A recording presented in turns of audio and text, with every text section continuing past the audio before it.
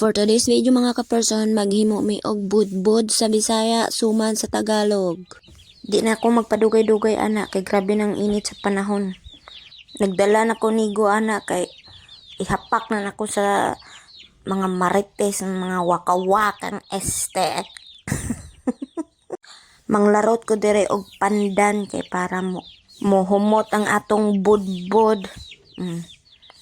Gamay na lang og kuwang, hapit na gyud ko na hangos aning bisyuhan ni ko asam ni gidasog sa kululan ning mga pandan sina ni.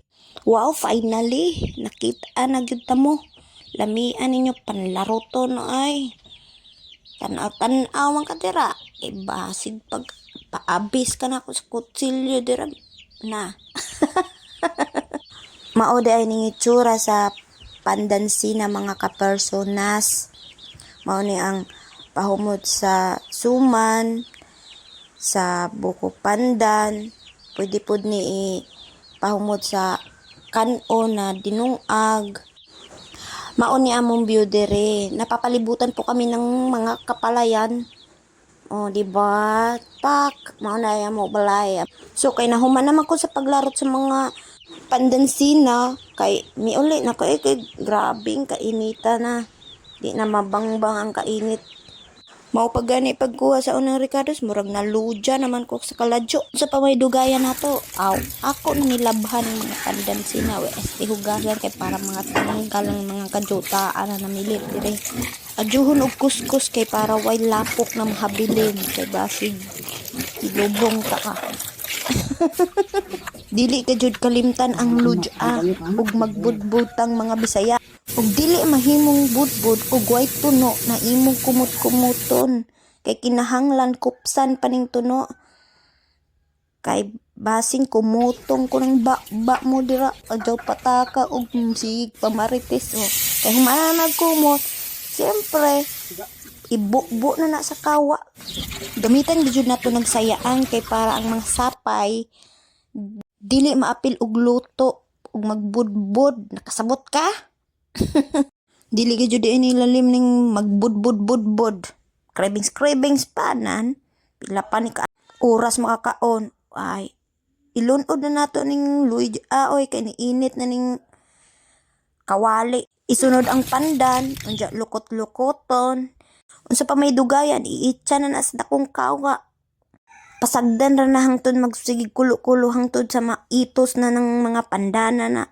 Para ma-perfect gyud ang kahumot sa budbud nya butangan og asin gamay kay para naay alat-alat nya isunod na pod ang asukal para mo tamis. Kinahanglan ukay-ukayin nya kuwaa ang pandan kay naitusin na isunod ang malagkit na bigas. Mao na ni halu-haluin, ukay-ukayin hangtod na maglapot na siya. Kinahanglan tuloy-tuloy gihapon ang pag-ukay-ukay hangtod magmantika na siya. Mao na ni karon nya pwede nang ihaon gibutang sa palanggana kay poston nya mao ni siya. Di man ko kahibaw mo likit-likitin. Si Mudra Bells na maglikit-likit ana kay veterans sa pambudburay. Yan mo na pagkatapos likitin mo na giliso-lisuin na niya. Hanes kayo na siya maglikot-likot sa bana. Ya mao na tupi-tupiin pagkahumanin. Ya mo na nakaupat na siya pagkapaspasa niya ay. Yun mabangbang ng mga kuan gibuhat.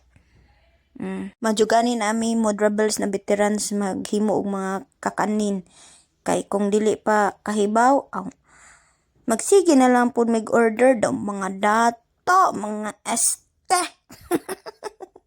Kung naay sapi di maka-order og way sapi di maglaway na lang di ba? Daghan na kaayo ng iyang mga gipamutos dira pero nahuman naman pudlat ipamaslak na ng mga budbud dira sa kaldero kay para dungag na dira. Nya kay naluto naman siguro. Syempre unsahon pa man na di habwaon kay para di malata, di ba? Dili mag-excited mga kapersonas kay wa pa taon gayud ni nahuman kay habwaon na pud ning budbura. Daghang pa ni imikos-mikos ani. Kinahanglan pa ni ibalandra sa lamisa para mutugnaw ni kay labihan ba yan ni kainit. Daghan man pud di ay ning gihimo namo na mga budbud. Unja kay mitugnaw naman ni ako nang trapuhan ning mga budbura kay para mawagtang ng ijang mga kamantikaan. Kinahanglan trapuhan gid yun ning budbud para dili magtulo-tulo ang mga mantika ani. Unja kinahanglan pud nato ni guntingon ang kada kilid. Pagkahuman gunting, pilon, adyohon para hanay ang pagkuan sa budbud. Awa gwapa. Nya, tilawan. Ni Mudra Bells ang ijang gihimo. Lami kaayo. Thank you for watching. God bless sa tanan mga kapersonas.